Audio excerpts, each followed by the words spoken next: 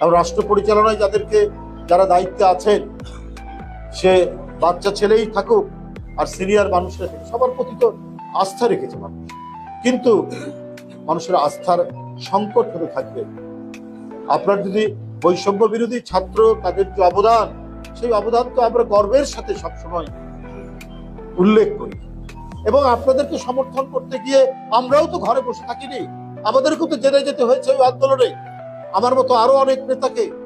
এবং 5 তারিখে শেখ হাসিনার পতনের আগের দিন পর্যন্ত আমরা ডিবি অফিসে রিমান্ডের মধ্যে ছিলাম। কিন্তু আমরা তো কেউ ক্ষমতার শেয়ার চাই।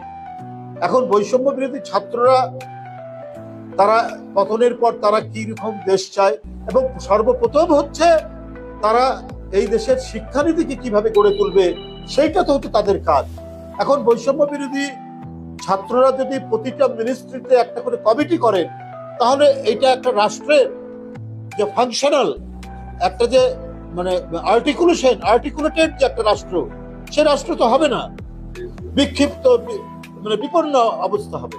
এবং আপনাদের নামে আমি অবশ্য এখনো পর্যন্ত তেমন কোনো শুনছি না, ক্ষীণ কিছু কথাবার্তা আসে, কিন্তু তেমন বড় কিছু নয়।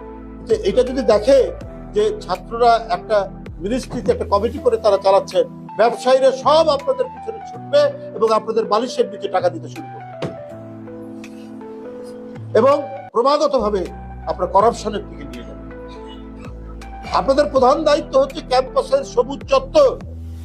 সেই সবুজ চত্বরে আপনারা চিৎকার করে বলুন যে শেখ হাসিনার মতো যাতে আর কখনোই কোনো ফ্যাসিবাদের উত্থান না ঘটে।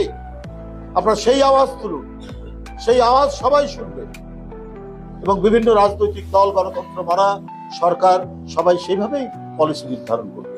কিন্তু আপনারা যদি ডিসি অফিসের জন্য একটা কমিটি, এসপি অফিসের জন্য একটা কমিটি, জেলা পর্যায়ে বিভিন্ন প্রতিষ্ঠানের জন্য কমিটি, তখন সবাই তদবিরের জন্য আপনাদের কাছে ছুটবে, এবং ব্যবসায়ী এবং অন্যান্য মানুষরা তার স্বার্থের জন্য দরকার হলে ঘুষ দুর্নীতির আশ্রয় নিয়ে আপনাদেরকে ওই দিকে ঠেলে দেবে। এই দিকটা আপনাদের মনে রাখতে হবে। যার যেখানে ওই যে একটা কথা আছে না, বন্যেরা বনে সুন্দর, শিশুরা মাতৃ করে, তাই ছাত্র যারা, তাদের জায়গা হচ্ছে ক্যাম্পাস। ক্যাম্পাসে আমাদের যে ঐতিহ্য, ভাষা আন্দোলন থেকে শুরু করে এদেশের বহু অর্জন এবং বহু নির্মাণের স্থপতি হচ্ছে ছাত্ররা। আপনারা সেইখান থেকে কি করণীয় হওয়া উচিত, সেই বিষয়গুলো আপনারা বলুন, এই কথাগুলো যেন না আসে।